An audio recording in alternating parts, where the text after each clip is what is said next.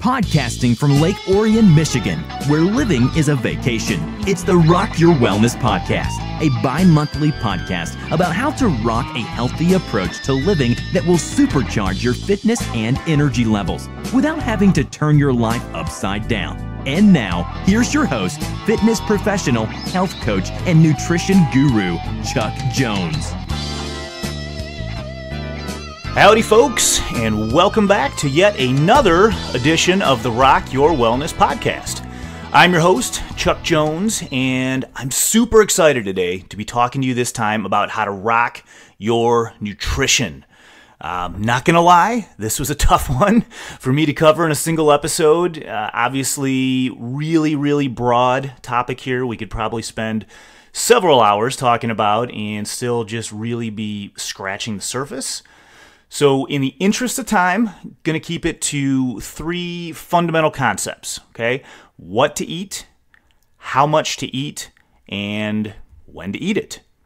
And then we'll pick different elements to focus on in more depth in future episodes. So let's get rolling and talk about how you should be fueling your body to rock your wellness. So what should we eat? So first off, all food, basically comprised of three basic macronutrients. You probably all heard of these: protein, carbohydrate, and fat, right? So protein, this is the building blocks, right? It's found all throughout basically every tissue in the body: bone, hair, skin, nails, organs, literally throughout your entire body. And there's basically two types of protein that we'll focus on. Complete proteins, which, as they sound, they are complete as far as they have every type of amino acid that we need. And basically, these are found mainly in animal sources of protein, or just, think fish, meat, etc. Incomplete proteins are proteins that we find in fruits, vegetables, grains, nuts, seeds, etc. And basically they're lacking at least one or usually several of the essential amino acids. And these are called essential because our bodies can't manufacture them ourselves. And so we need to actually get these aminos from dietary sources. So actually, people that don't eat meat, fish, poultry, or eggs, or dairy products, because all of these are the types of things that have all of the essential or complete proteins, they then need to eat sort of a variety of different foods that contain proteins in order to be able to combine the various incomplete proteins each day to make complete proteins. So just a little heads up there. Carbohydrate is the next portion of food that we talked about, macronutrient. And basically it's quick energy. It's quick energy for the body. And there's three sort of basic forms of carbs, and those are sugars, fibers, and starches. And sugars are really like the simple carbohydrates, right? And sort of the most basic definition is they're sweet, and they're soluble carbohydrates, so literally, dissolving in water. And again, when most people think sugar, they're thinking of sucrose, which is sort of that white table sugar. Lots and lots of different forms of sugar, but keeping it basic this time through. Fiber is the other type of carbohydrate, and this is basically a type of carb that the body can't digest. So even though most carbs are broken down into sugar molecules after we eat them, fiber actually cannot be. And instead it actually passes through the body undigested. So that actually ends up being a good thing because it can actually help sort of regulate how the body uses sugars, can kind of help keep hunger and blood sugar in check, and then actually even some types of carbs actually even ferment in the gut and feed healthy gut bacteria, and then lots of good things can happen there. So two types of fibers though: soluble fiber and insoluble fiber. So soluble, just like it sounds, dissolves in water, and that's one that more specifically can kind of help lower blood sugar levels and even blood levels of cholesterol. Lots of things like oatmeal, nuts, beans, lentils, apples, blueberries. So basically vegetables, nuts, and fruits are best sources of soluble fiber. Insoluble fiber, which again, as it sounds like, does not dissolve in water, can sort of help food move through the digestive system if there's any, especially if you have any issues, if your digestion's impaired at all, can help with that. And then basically think grains as well as some types of vegetables have insoluble fiber. Things like carrots, cucumbers, even tomatoes. Those are some forms that do. And then the final form of carbohydrate is starch. And that is basically, think like complex carbs when you hear that term. So long chains of sugar molecules and things like peas, corn, potatoes, beans, pasta, rice, grains, all those are starchy carbohydrate, or again, complex carbohydrates. And last in the three-part food macronutrient pyramid here, we have fats. And fats are really just another energy source for the body. But unlike carbs, though, it's a slower release and it's a more consistent source. And actually, I would argue a better source, a sort of a preferred source over, in most cases, not all, but in most cases over carbs. And it's really, really, really unfortunate that I think for probably most of you guys out there, fat is sort of this like 4-letter word, right? We've kind of been told that eating too much of it is going to, result in heart disease or obesity or diabetes or whatever.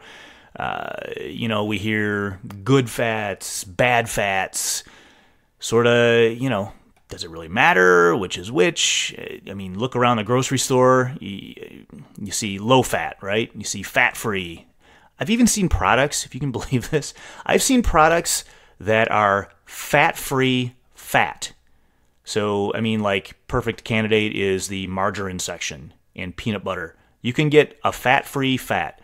I don't know what that is. I'm not eating it. That scares the heck out of me. But it's it's very clear if a product like that exists that this sort of fat is evil message has definitely been crammed down our throats. And I think it's really important. And I'm gonna use this podcast as a platform here. So I hope a lot of you guys are listening.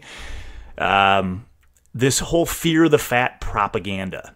Where did it come from? I'm gonna blow the lid off this one, all right? So let me drop some knowledge on you. There's an American scientist named Ansel Keys, and this goes all the way back to the 50s. So it was 1953. Keys, so he publishes this epidemiological study that basically compared saturated fat consumption with the prevalence of heart disease in 7 countries. And I just want to mention, too, that Keys was a self-professed vegetarian and was very outspoken about, not wanting to eat meat and, thinking that meat was bad and this and that. So just want to mention that before we even go on. So 2 major flaws in this study, okay? First, and this is pretty big, epidemiological and observational studies cannot be used to actually properly demonstrate that a phenomenon is caused by an actual or like a specific variable. Okay, there can always be variables that change the results. So for example, in the countries where heart disease rate as well as saturated fat consumption is high, I mean there can be other variables like smoking, dirty water, air pollution, lifestyle, activity levels, right?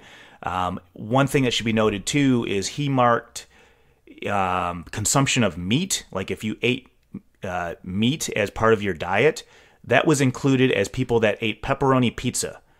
So people that eat pepperoni pizza are not in the same group as people that eat grass-fed meat, right?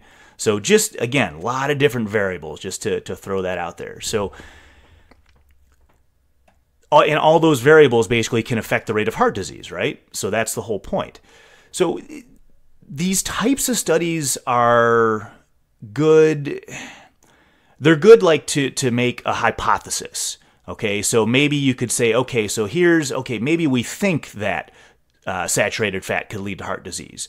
Okay, great. So now let's do a more controlled study in a much more controlled environment, et cetera, et cetera. But the study itself is not proof of anything, right?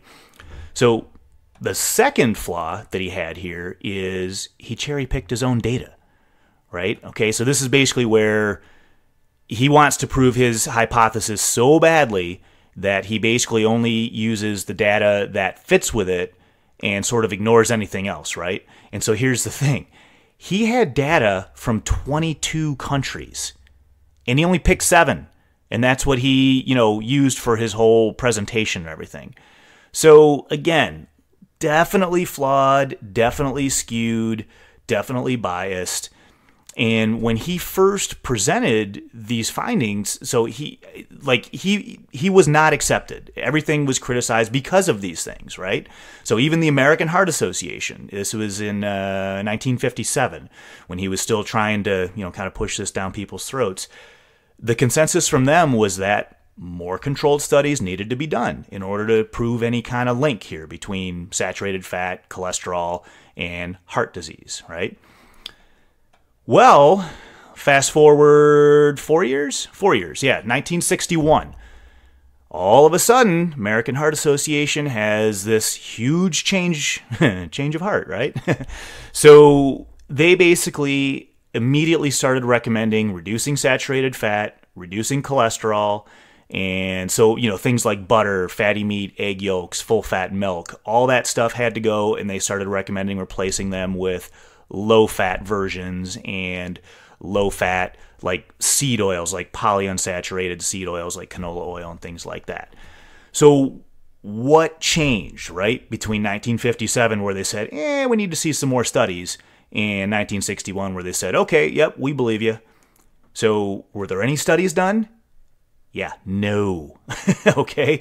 There was one study that was started, and it was a large-scale study, and it was terminated after less than a year because of, lack of funding.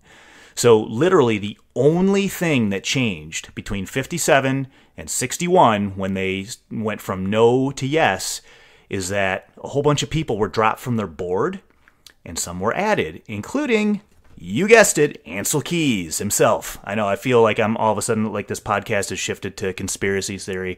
But this is it is, right? It's crazy. And then, of course, later that year, Ansel Keys featured on Time magazine for, his findings and, all this amazing information, even though completely flawed and cherry-picked. And so basically, from that point on, that was the new normal, right? American Heart Association started recommending, they called it the prudent diet, which was low in fat, especially saturated fat and cholesterol. It was high in carbohydrates from grains, and then it also included all these polyunsaturated seed oils like corn oil, vegetable oil, and canola oil. So, here's the question. Did Americans get healthier from this new recommendation to, basically replace fat with carbs? No. Okay, that's the thing. I mean, absolutely not. In fact, the opposite happened. Okay, rates of obesity, high cholesterol, diabetes, metabolic syndrome, everything has skyrocketed since then. So basically, ever since the American Heart Association in 1961 said, eat less fat, eat more carbs, we're fatter and sicker than we've ever been. Okay, so, all right, getting off the soapbox here, but there's actually good news, because tides are kind of turning, right? I mean, I think more and more people are becoming aware fat's not necessarily so bad. In fact, in most, if not all cases, it's too many carbs that are causing the issues. I know we went crazy off the rails years ago with Atkins and low carb, and that got a little extreme, especially when you had people eating low-carb peanut butter cups and, as they were crushing out their cigarette. Again, not exactly a picture of health there. But circle all the way back to, just last year, 2016. The federal government, like their dietary advisory panel, and listen, I am not one. I'm not going to, tell you to start doing everything the government tells you to do. That might be another podcast we do down the road. But it is worth mentioning that they actually changed their stance on fat officially to say that dietary cholesterol, no impact on blood levels. So, basically, you can eat eggs again, and you don't have to worry about your blood cholesterol impacting in any way. And believe it or not, they actually even said that saturated fat is now officially part of a healthy diet. So I'd be willing to bet a lot of people that message probably hasn't trickled down to yet, but it is at least good to know that, again, the powers that be are actually at least talking about this, not just the crazy podcasters like myself that are trying to share the info, right? So, good stuff. So how much do we really need to eat? And unfortunately, the answer, like it often tends to be, especially when you're talking about nutrition, is it depends, right? And I mean, it does, though. It depends on what your goals are, right? I mean, some people are trying to lose weight. Some people are trying to gain weight. Other people are just looking to, just maintain, right? So, again, just respecting time here. We don't have a whole bunch of it to cover each scenario in a ton of detail. So, in general, what you want to do is you want to figure out your BMR. And BMR is just its basal metabolic rate. Okay, it's an estimate of how many calories you'd burn if you were literally doing nothing but resting just for 24 hours. You're just laying down. So, I mean, it is literally minimum amount of energy needed just to keep your body functioning, keep you breathing, keep your heart beating, etc. So, first you need to calculate that. And there's calculators all over the interweb, so I'm not going to put all the different calculations on here. Probably a lot of people are driving anyway. I don't want you to crash your car. Just Google BMR calculator. Boom, a whole bunch will pop up. You enter in your age, your weight, your height. Boom, it'll calculate it for you, and they're all completely accurate. So you calculate that, and then what you need to do is add in sort of an estimate of your total daily energy expenditure. So that's like, are you sedentary? Do you have a job where you just kind of sit at a desk all day? Are you maybe lightly active or active, like if you're, doing like a construction job where you're on your feet most of the day? Are you a professional athlete? Are you highly active? So, literally you just type in, based on that, most calculators are using what's called the Harris-Benedict formula. And again, you just type in whatever your activity level is and multiply that by your BMR, and it gives you your total then daily energy expenditure for the day. So, for instance, my BMR is 1808. Hey, listen, I work out 5 times a week, but that still makes me sedentary because the rest of the day, I'm just pretty much walking, sitting, or standing. So even if you're going to the gym 5 times a week, if the rest of your day is pretty sedentary, you are sedentary. So just for your, for you doing that equation, just so you know. So I multiply 1808 by 1.2, which is the Harris-Benedict formula for sedentary, and that gives me a total daily energy expenditure of 2,170 calories. So just to be me, not to do anything from that, basically that's what I need to eat a day. If I eat less than that, I can lose some weight. I eat more than that, I can gain some weight. So there's 2,500 calories in a pound of muscle. There's 3,500 calories in a pound of fat. So if you want to gain a pound of muscle a week, eat an extra 350 calories per day, right? I mean, this is average. This is not obviously a perfect science. There's a lot of other variables there, but just to give you an in general concept here. And then conversely, if you want to lose 1 pound of fat per week, then every 7 days you got to eat 3,500 fewer calories, or basically eat 500 calories less per day than your total daily energy expenditure number. So what about those calories? First off, I want to say not all calories are created equal. Okay? Now I know there's lots of programs out there that are, it's count your calories, and sort of there's this common notion that it's like a calories in, calories out, so if you're burning more calories than you take in, you'll lose weight, and vice versa. And I mean, yeah, that's pretty true, but it's not quite as easy as that, okay? So here's a for instance, okay? And I know this is kind of silly, but I've got a point here, okay? You've got person A. They're eating 1,200 calories a day, And most of those calories are coming from junk food, chocolate cake, snacks, chips, soda. I mean, not much nutrition, right? And then you've got person B, also eating 1,200 calories a day, but more of a balanced diet with real foods. A lot of, chicken, beef, fish, veggies, some good starchy carbs, some fruit, lots of water. Let's say both people have the same BMR and the same total daily energy expenditure.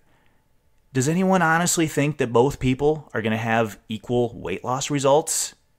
They're eating the same amount of calories, right? They're eating the number of calories they should eat, calories in, calories out. Yeah, obviously not, right? I mean, there's no way.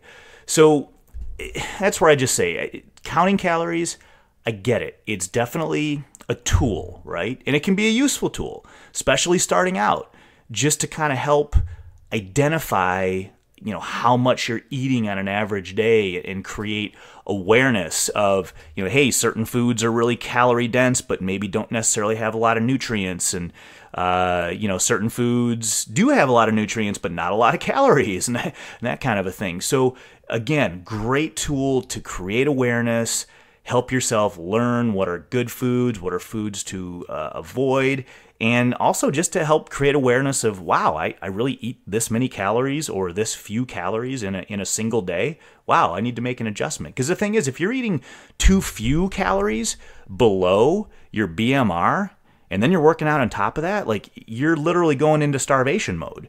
So there is such a thing as eating too few calories as well. But the whole counting calories thing, it's not an effective long-term strategy, right? Again, great short-term strategy, great useful tool to create awareness. But, I mean, come on. Does anyone really want to keep entering everything you eat into MyFitnessPal for the rest of your lives? I mean, of course not, right? I mean, it's a pain in the butt. So do it to learn from it. And then here's the good news. When you actually start to eat real food, and when you start to reduce your levels, or your intake rather, of like sugar and other things that are very calorie dense but devoid of nutrients, our appetites actually start to self-regulate. So when your brain tells you you're hungry, you actually are. And your brain also sends a signal that you're full at the proper time, and the reason I mention that is because when you're eating sort of all these other foods that, a lot of stuff in boxes and bags and things like that, they load these things with excess sugar or things like high fructose corn syrup or excess sodium. And I don't have a problem with salt, real salt that has all of the minerals and trace minerals and electrolytes and things like that. But the sodium they use for that stuff, it's devoid of all that. It's garbage. It's Morton's, salt. And then they even, I know this is crazy, again, I guess let's keep going with the conspiracy theory podcast, right? Even add in wheat into products that don't even have wheat as part of it, but it's because there's a starch in wheat called amylopectin A that stimulates appetite. So all of these things, the sugar, the sodium, the wheat, they create what's called hyperpalatability. And so basically you eat more. So here's an example with that. Think you've got like a bag of unsalted nuts and a bag of salted nuts. My guess is, if you're like me, you're going to eat way more of the salted nuts than you will of the unsalted variety, right? They taste better. Stimulates appetite. You're going to eat more.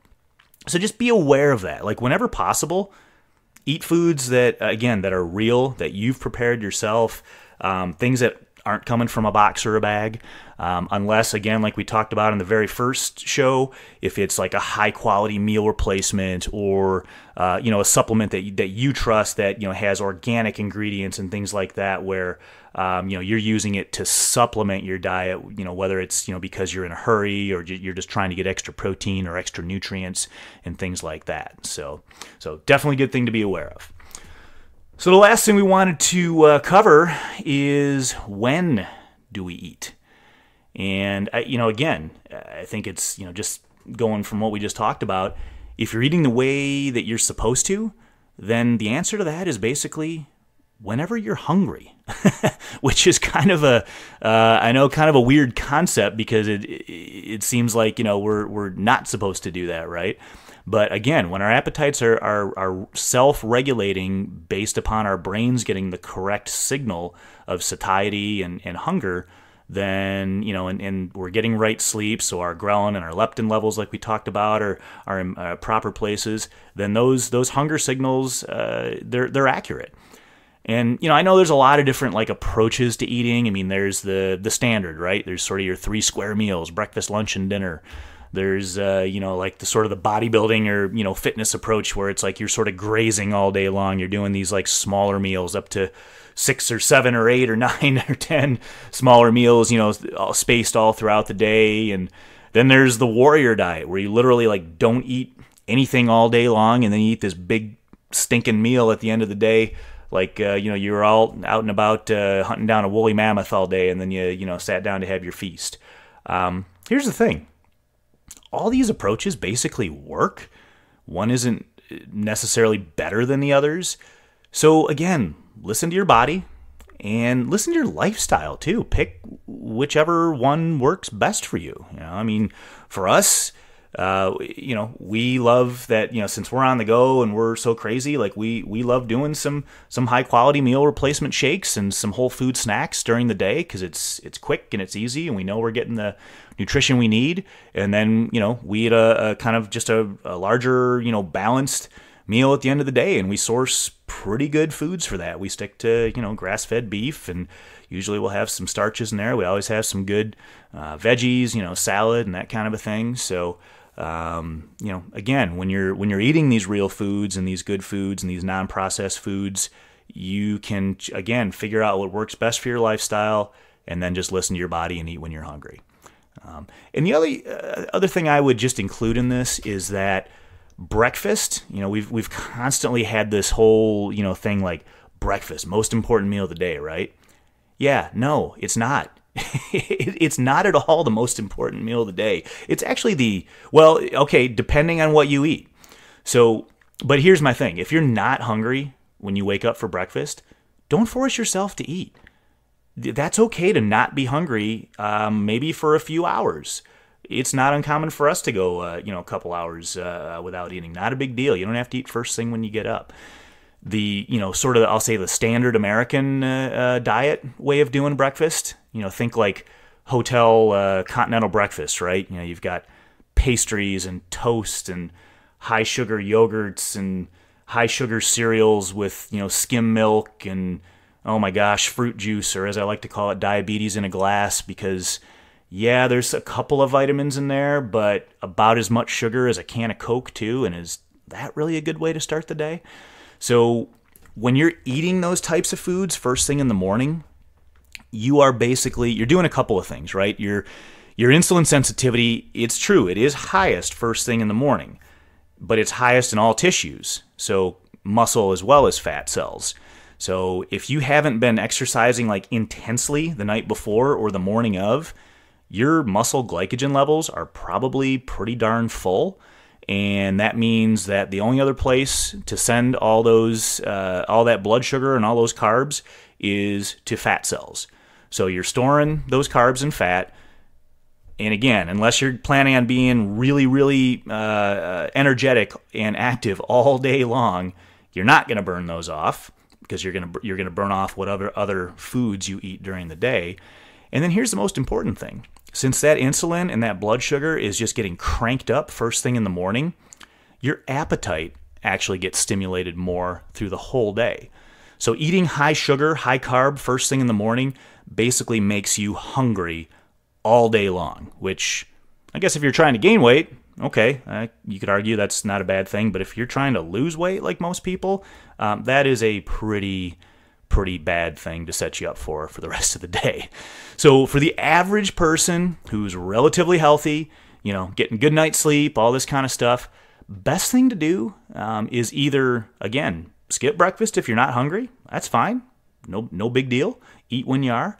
But whether you're eating it for breakfast or lunch or just sort of in that first part of the day, stick to proteins, fats, and veggies with smaller amounts of carbs. So, I mean, things like berries, maybe even like small serving of oatmeal, as long as you're not loading it with brown sugar and honey and all other sorts of, sugar, even if they're natural sources, it's still sugar.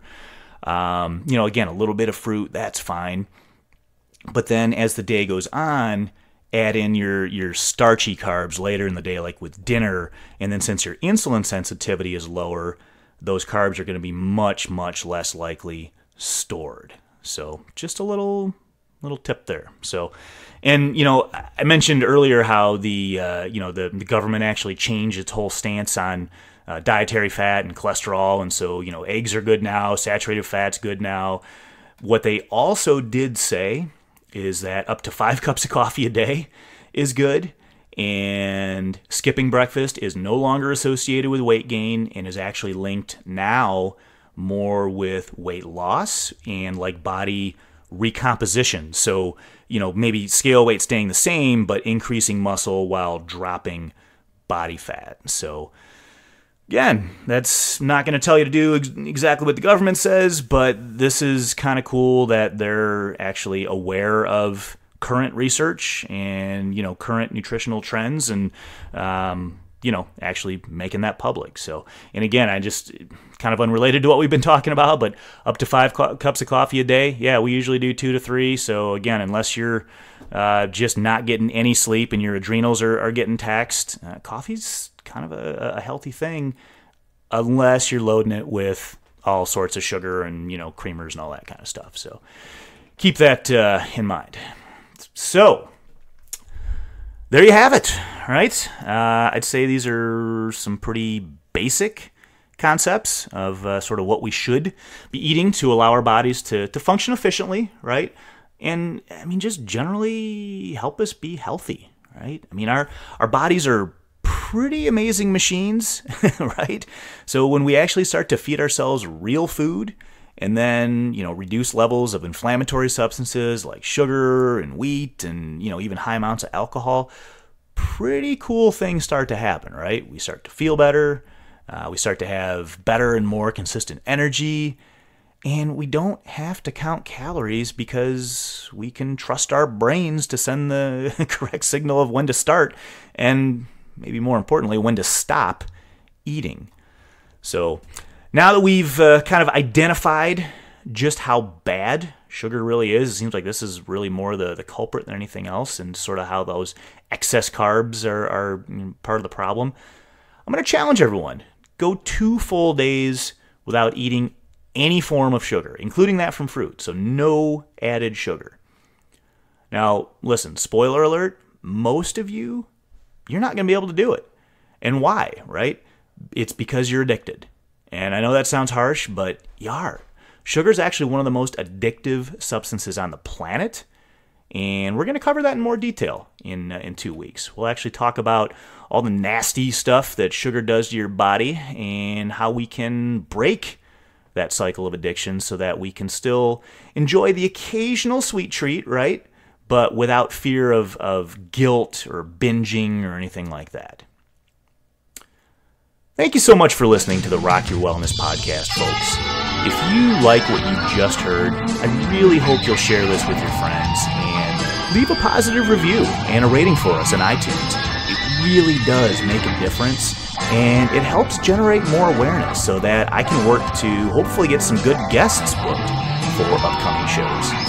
So I hope you'll join us again next time, and until then, keep on rocking.